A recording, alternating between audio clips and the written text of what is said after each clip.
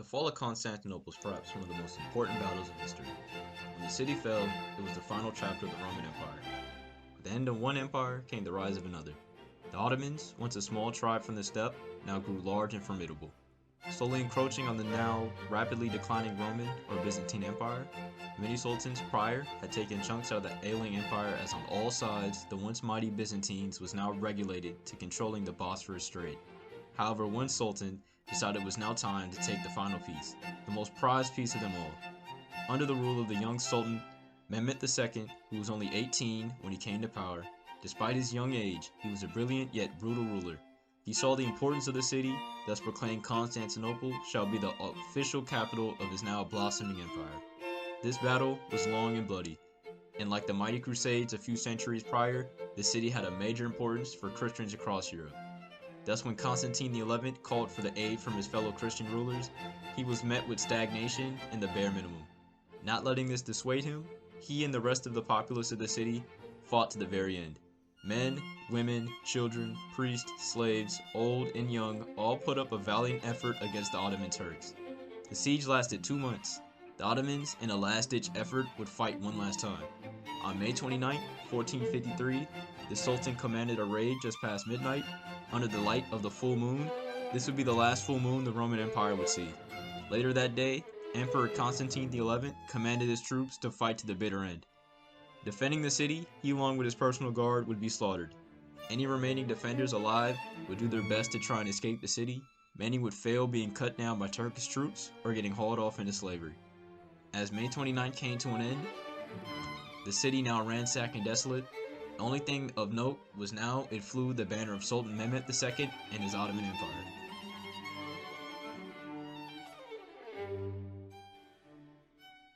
So, why did Venice, a major power in the region, not aid one of its most important economic allies? Well, I believe there are two reasons why. Reason 1, the Lombardy Wars. The Italian peninsula at this time was not unified like it is today, but was broken up amongst various kingdoms and republics. At this time, you had the Republic of Venice, the Republic of Florence, the Republic of Genoa, the small but mighty Republic of San Marino, the Duchy Milan, the Papal States, which held control of Rome and neighboring cities.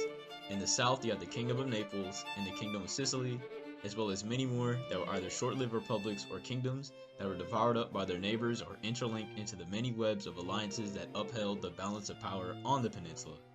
However, in 1421, the balance would be upset. To summarize the many conflicts, I might make a video on it in the future, Venice and Milan had, and their allies, would clash as both wanted to be hegemons over northern Italy, i.e. the Lombardy region. These on and off military campaigns would be called the Lombardy Wars and would last from 1421 to 1454. These wars would be disastrous militarily and economically for both. As a result of these conflicts, by the time the Ottomans had reached Constantinople and the siege had begun, Venice did not have the means to provide any meaningful support.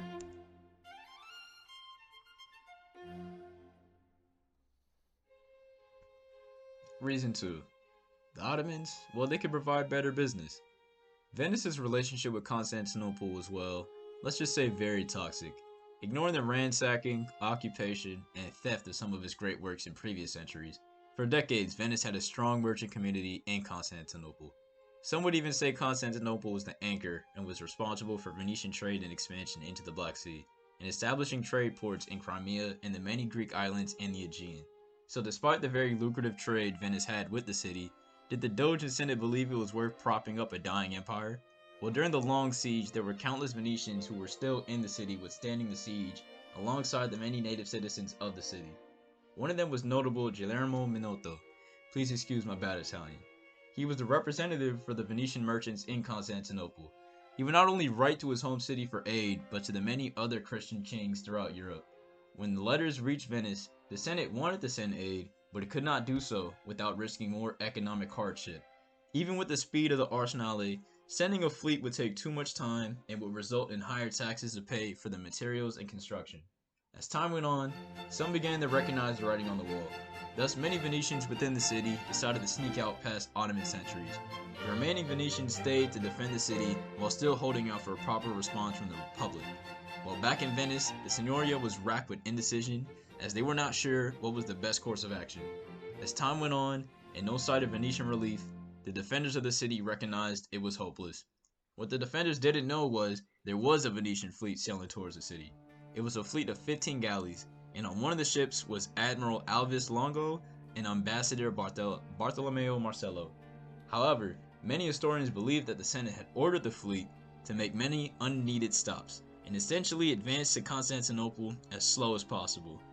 This order wasn't given for any strategic purposes, but for the sole purpose of ensuring that they would not reach the city. Venice had decided that upholding the Byzantines was not important, when instead upholding its privileges would end Constantinople and in the Aegean and Black Sea its trading ports, which were far more vital.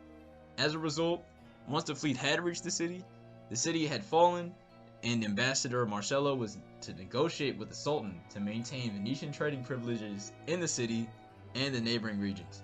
Thus, the infamous quote from the Venetian Senate was stated, "We are Venetians, then Christians."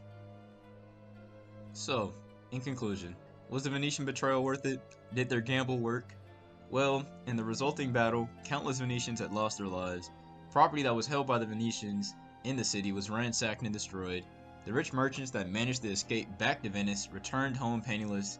As for establishing a relationship with Ottomans, well, they were successful, but it was a very one-sided relationship, and it leaned heavily toward the Ottomans.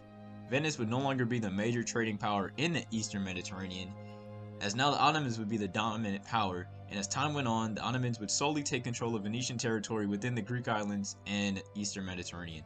So I ask you, was it worth it? Did Venice make the right decision, or should they have kept up the defense of the city? Comment down below, like, comment, and subscribe.